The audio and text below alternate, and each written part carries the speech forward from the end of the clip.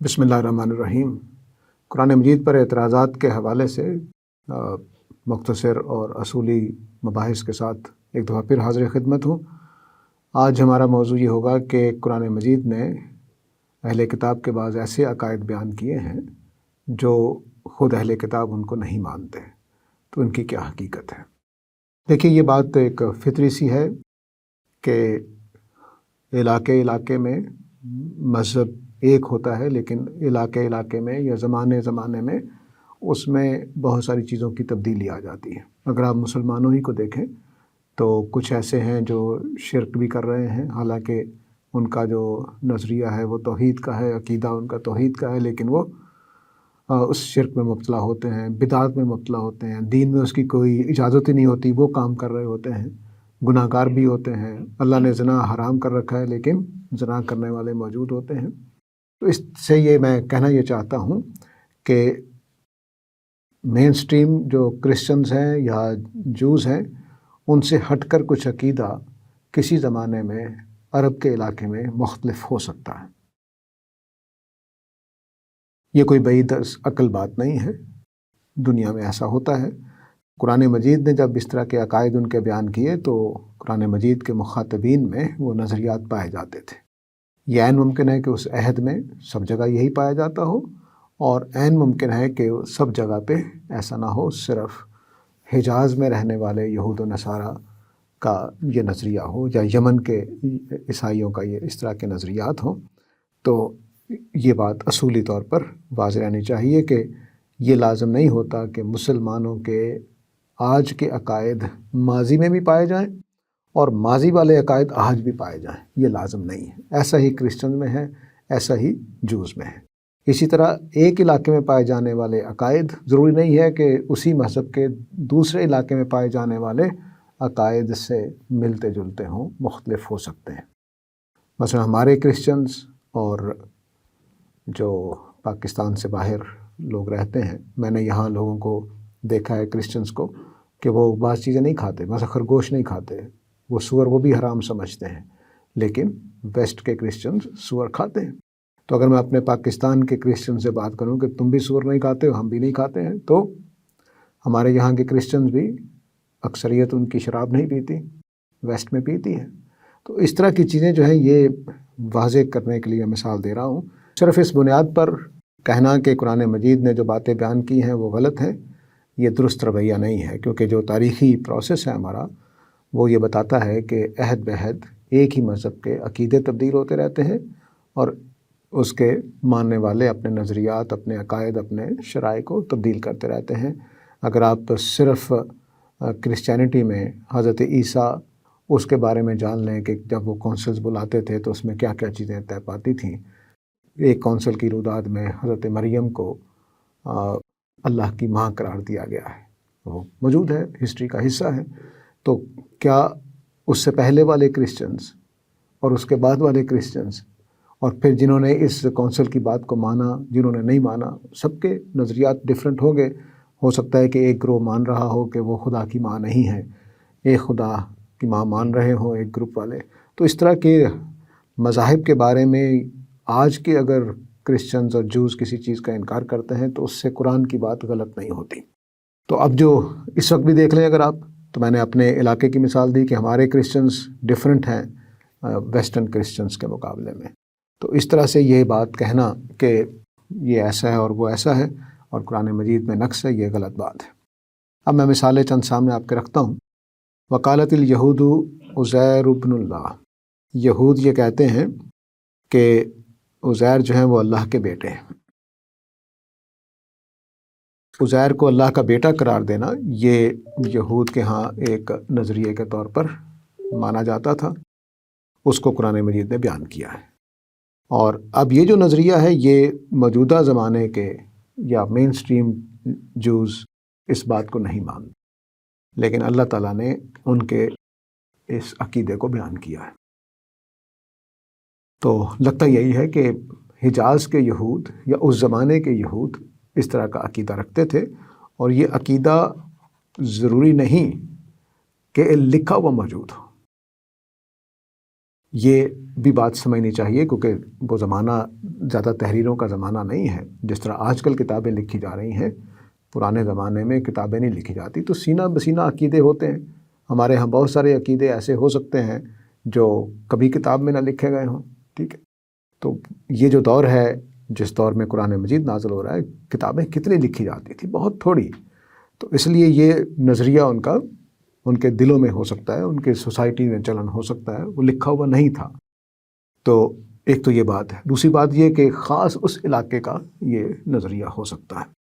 تو چونکہ اب ہمارے پاس لکھا ہوا ہونے کا کوئی ثبوت موجود نہیں ہے، تو ہم یہ سمجھتے ہیں کہ یہ صرف یہود جو حجاز میں تھے ان کا ہو سکتا ہے۔ کم از کم ہم یہ بات کہہ سکتے ہیں۔ وہ اس لیے کہ یہود نے قرآن کے کئی باتوں پر اعتراض کیا ہے، لیکن اس بات پر اعتراض نہیں کیا۔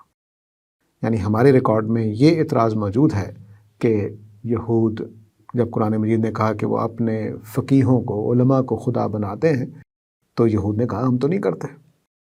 اس کا پھر نبی کریم صلی اللہ علیہ وسلم نے جواب دیا کہ قرآن کا مطلب یہ ہے۔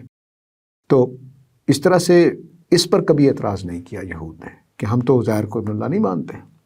اس کا مطلب ہے کہ اس زمانے کے یہود یا اس علاقے کے یہود عزیر کو اللہ کا بیٹا مانتے تھے۔ جو دوسری جس پر اعتراض ہوا ہے وہ آیت یہ ہے، یہ سورہ توبہ ہی کی دونوں آیتیں ہیں۔ آیت نمبر 30 پر کوئی اعتراض ریکارڈ پر نہیں ہے، آیت نمبر 31 پر اعتراض ریکارڈ پر موجود ہے۔ وہ یہ کہ اتخذوا احبارہم و رہبانہم ارباب۔ تو اللہ تعالیٰ فرما رہے ہیں کہ انہوں نے اپنے فقیہوں کو یعنی علماء کو اور اپنے صوفیوں کو، اپنے رہبان کو، راہبوں کو رب بنایا اللہ کے علاوہ، یعنی اللہ کے ساتھ ساتھ ان کو بھی خدا کا مقام دیا۔ اب جب نبی کریم صلی اللہ علیہ وسلم سے پوچھا گیا کہ بھئی یہ تو ہم تو ایسا نہیں کرتے، تو آپ نے فرمایا کہ کیا تم ان کو شریعت کا حق نہیں دیتے ہو کہ وہ حکم دے سکتے ہیں، شریعت میں فتویٰ دے سکتے ہیں؟ تو یہ درجہ انہوں نے، اور آج ہم اپنے مسلمانوں کے بارے میں بھی کہہ سکتے ہیں کہ مسلمان بھی یہ کام کرتے ہیں، کیونکہ انہوں نے اپنے بہت سارے علماء کو یہ مقام دے دیا ہے کہ وہ فتویٰ دیں اور ہم مانیں گے، ٹھیک ہے۔ اب اس طرح کے جو دونوں تصورات ہیں، عزیر کو ابن اللہ ماننا اور عیسائیوں کا اور یا یہودیوں کے علماء کو ارباب من دون اللہ ماننا، یہ لازم نہیں کرتا کہ وہ عبادت بھی کرتے ہیں ان کی، ٹھیک ہے، وہ عبادت بھی کرتے ہیں۔ حضرت عیسیٰ کے لیے کیا وہ نمازیں پڑھتے ہیں حضرت عیسیٰ کو آگے بٹھا کر؟ نہیں، بس وہ خدا کا بیٹا مانتے ہیں اور اس طرح کی چیزیں۔ تو یہ پرستش لازم نہیں ہوتی۔ جب خدا ماننے کا عمل ہوتا ہے تو ضروری نہیں ہوتا کہ پرستش کی جائے یا ابن اللہ ماننے کا۔ تو یہ بھی بات واضح رہنی چاہیے کہ ایسا نہیں ہے کہ انہوں نے کوئی عبادت کرتے تھے، بس اپنے نظریے کے طور پر عزیر کو ابن اللہ مانتے تھے، اور احبار اور رہبان کو یہ حق دیتے تھے کہ وہ شریعت سازی کر سکتے ہیں، جبکہ شریعت سازی صرف اللہ کا حق ہے۔ تو اب ہم اس لیے اس کو صحیح مانتے ہیں کہ اس زمانے کے یہود نے اس کا اقرار کیا، انکار نہیں کیا۔ اس کا انکار کیا تو اس کا جواب دے دیا گیا کہ اس آیت کا مطلب یہ ہے۔ اسی طرح کی ایک اور مثال قرآن میں آئی ہے عیسائیوں کے بارے میں، یعنی کرسچنز برادری کے بارے میں، کہ اذ قال اللہ یا عیسی ابن مریم اانت قلت للناس اتخذونی و امی الہین۔ تو کیا یہ تم تھے؟ اللہ تعالیٰ حضرت عیسیٰ سے پوچھیں گے، کیا عیسیٰ، کیا یہ تم تھے کہ تم نے کہا تھا کہ مجھے اور میری ماں کو خدا بناؤ؟ تو میں ابھی ایک چرچ کی بات آپ کو بتا چکا ہوں کہ کونسل میں کرسچنز نے یہ فیصلہ کیا ہوا ہے، ریکارڈ پر موجود ہے، کہ حضرت مریم خدا کی والدہ قرار پائیں۔ تو یہاں پر وہی بات کہی جا رہی ہے، اتخذونی و امی، مجھے اور میری ماں کو الہ بنائیں۔ تو جب حضرت مریم کو ماں بنایا جائے گا خدا کی، تو بیٹا کیا ہوگا؟ خدا ہوگا، ٹھیک ہے۔ اگرچہ کرسچنز تثلیث میں حضرت مریم کو شامل نہیں کرتے، جو ان کا تصور تثلیث کا ہے اس میں تو وہ شامل نہیں کرتے، لیکن الگ سے خدا کی ماں کے طور پر تسلیم کرتے ہیں۔ ان کی کونسلز نے یہ فیصلہ کیا تھا۔ تو اس طرح سے جو چیزیں ہیں وہ واضح رہنا چاہیے کہ اس کا جو بعض چیزیں آج بھی موجود ہیں، ریکارڈ پر موجود ہیں۔ ایک چیز ریکارڈ پر موجود نہیں ہے کہ حضرت عزیر کو ابن اللہ مانا گیا، بس وہ ریکارڈ پر نہیں ہے، لیکن چونکہ یہود نے اعتراض نہیں کیا اور وہ ریکارڈ پر نہیں ہے، اس لیے ہم اس کو تسلیم کرتے ہیں کہ اس علاقے کے، ہم کم از کم اس اطمینان کے ساتھ کہہ سکتے ہیں کہ اس علاقے کے لوگ مانتے تھے۔ اور یہ بھی ہم کہہ سکتے ہیں کہ ہو سکتا ہے کہ اس زمانے کے لوگ سارے کے سارے مانتے ہوں، لیکن قرآن کے اعتراض کے بعد اس کو آہستہ آہستہ فراموش کر دیا گیا ہو، یا کچھ عقیدے چونکہ وہ زبانی چل رہے ہوتے ہیں تو وہ اپنا تواتر کھو دیتے ہیں اور وہ ختم ہو جاتے ہیں۔ تو اس طرح کی چیز، اس طرح کی ایک اور مثال ہے یہود اور نصارہ، یا کم از کم نصارہ جو ہے وہ یہ مانتے ہیں کہ حضرت عیسیٰ کو صلیب دیا گیا ہے، قرآن اس کو نہیں کہتا، ٹھیک۔ اب وہ مانتے ہیں کہ صلیب ہوا، قرآن کہتا ہے صلیب نہیں ہوا، تو قرآن مجید نے ان کے اس نظریے کو غلط قرار نہیں دیا۔ یہ تو غلطی بتائی کہ نہیں، حضرت عیسیٰ کو صلیب نہیں دیا گیا، لیکن یہ نہیں کہا کہ یہ غلط کہہ رہے ہیں۔ کیوں؟ اس کی ایک وجہ ہے، وہ قرآن نے بیان کیا کہ یہ کہتے ہیں، یہود کہتے ہیں انا قتلنا المسیح عیسی ابن مریم رسول اللہ، یہ کہتے ہیں کہ ہم نے مسیح حضرت مریم کے بیٹے عیسیٰ جو اللہ کے رسول تھے ان کو قتل کر ڈالا۔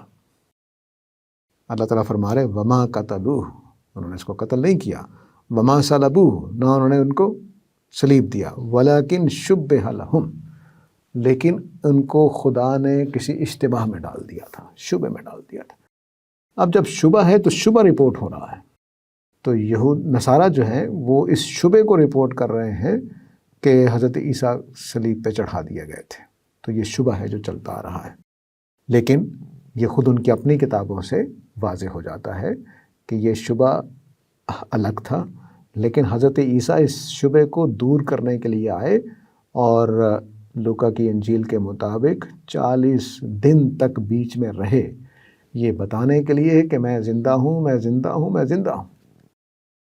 لیکن افسوس کی بات کے بعد کہ لوگوں نے اس بات کو تسلیم نہیں کیا، وہ اس کو غالباً کسی اور معنی میں لیتے رہے، تو حضرت عیسیٰ کو صلیب نہیں کیا گیا۔ یہ انجیلوں میں آج بھی ثبت ہے، انجیلوں میں آج بھی ثبت ہے کہ وہ بعد میں آئے صلیب کے واقعے کے بعد، جس میں شبہ ڈال دیا گیا تھا کہ صلیب کس کو ہوا ہے، اور حضرت عیسیٰ آ کر یہ بار بار اعلان کرتے رہے، انجیلوں میں آج بھی لکھا ہوا ہے کہ میں زندہ ہوں، میں زندہ ہوں، لیکن ان کی بات کو فراموش کر دیا گیا، جیسے مسلمانوں میں بہت ساری باتیں ہم بھی فراموش کر دیتے ہیں اللہ اور اللہ کے رسول کی۔